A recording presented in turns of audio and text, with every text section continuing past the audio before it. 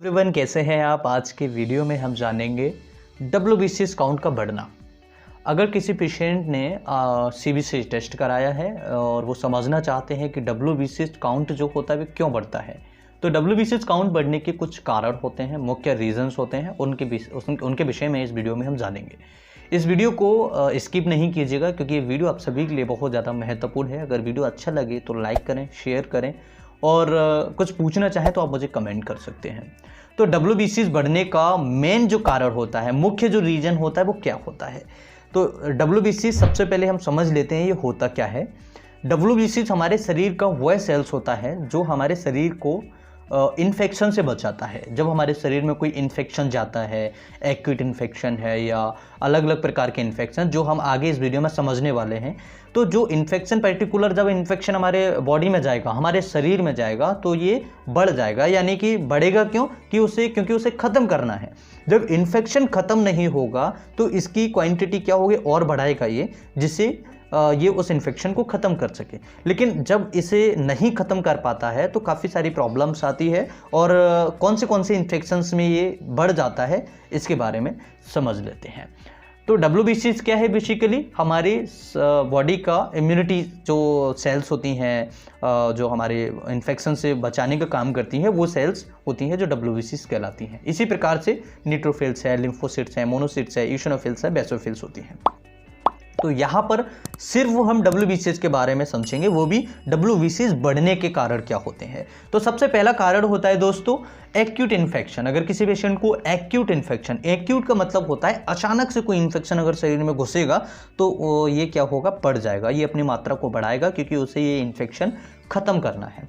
दूसरा इसका कारण क्या होता है, इंजरी होना। अगर शरीर में कोई इंजरी हो जाए या फिर शरीर में कोई इन्फ्लेमेशन यानी सूजन होती चली जाए, तो ऐसे सिचुएशन में भी हमारा WBCS क्या होता है, बढ़ता है। इसके अलावा ट्यूबरक्लोसिस की जैसी बीमारियों में, ट्यूबरक्लोसिस यानी कि टीबी अगर किसी मरीज को होता है तो ऐसी कंडीशंस में हमारा ESR और WBCS बढ़ जाते हैं। तो ESR एक अलग मैटर है, उसे बाद में समझेंगे। WBCS को यहाँ पर मैनुअली हम समझ लेते हैं। तो WBCS कौन सी बीमारियों में, जैसे कि ट्यूबरक्लोसिस TB की बीमारी है जो कि फेफड़ों में अक्सर होती है। इसके अलावा ये आंतों में भी हो जाती है, ब्रेन में भी हो जाती है, रीढ़ की हड्डी जो होती है उसमें भी हो जाती है। तो ट्यूबरक्लोसिस आजकल ज़्यादातर फेफड़ों की होती है, उसके बाद में आंतों की होती है, उसके बाद में रीढ़ की हड्डी की होती है, उसके बाद में ब्रेन की होती है। ठीक है, तो ऐसा ज़रूरी नहीं है कि TB जो होती है केवल फेफड़ों की होती है। 3-4 तरह आसान जो एरियाज़ होते हैं जो मैंने आप सभी को बताया, वहाँ पर भी TB आसानी से हो जाती है, कॉमन तरह ये देखने को मिलती है। तो ट्यूबरक्लोसिस में बढ़ जाता है और एक्यूट इन्फेक्शन में बढ़ जाता है। इंजरी अगर किसी को हो जाए तब बढ़ जाएगा, अगर किसी को इन्फ्लेमेशन है तब बढ़ जाएगा। अगर कोई पेशेंट कॉर्टिकोस्टेरॉइड्स दवाइयाँ लेता है, कॉर्टिकोस्टेरॉइड्स दवाइयाँ होती हैं, उनके सेवन से भी हमारा जो WBCS होता है वो बढ़ जाता है।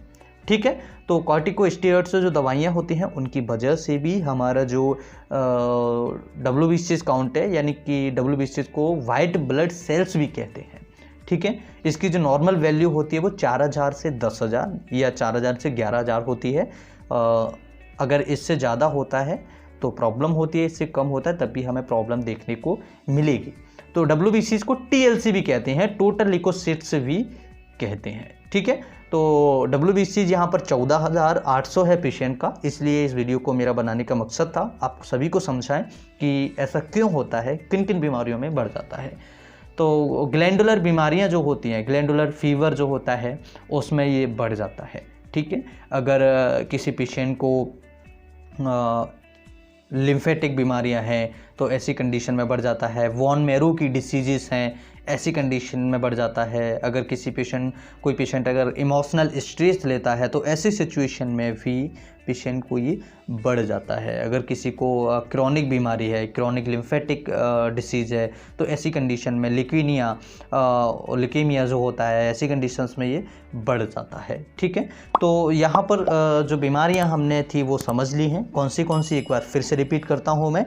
एक्यूट इन्फेक्शन में ये बढ़ जाता है, इन्फ्लेमेशन में बढ़ जाता है, इंजुरी में बढ़ जाता है, ट्यूबरक्लोसिस में बढ़ जाता है, ग्लैंडुलर फीवर जो होता है उसमें बढ़ जाता है, कॉर्टिकोस्टेरॉइड जो कोई दवाइयाँ लेता है उसमें बढ़ जाता है, अगर किसी को क्रॉनिक लिम्फेटिक लिकेमिया है, लिम्फेटिक डिसीजेस हैं अगर किसी को, तो ऐसी कंडीशन में बढ़ जाता है। वॉन मेरो डिसीजेस में बढ़ जाता है, कोई इमोशनल स्ट्रेस लेता है तो ऐसी कंडीशन में ये बढ़ जाता है।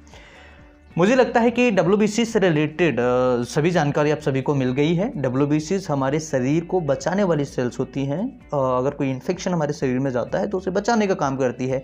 जब शरीर में इन्फेक्शन बहुत ज़्यादा हो जाता है तो ये कम भी हो जाती है और अपने आप को बढ़ाती भी है, क्योंकि जब हम किसी गार्ड को अपने घर पर खड़ा करते हैं तो उसे इसीलिए खड़ा करते हैं कि हमारे घर में कोई अनजान व्यक्ति नहीं आए।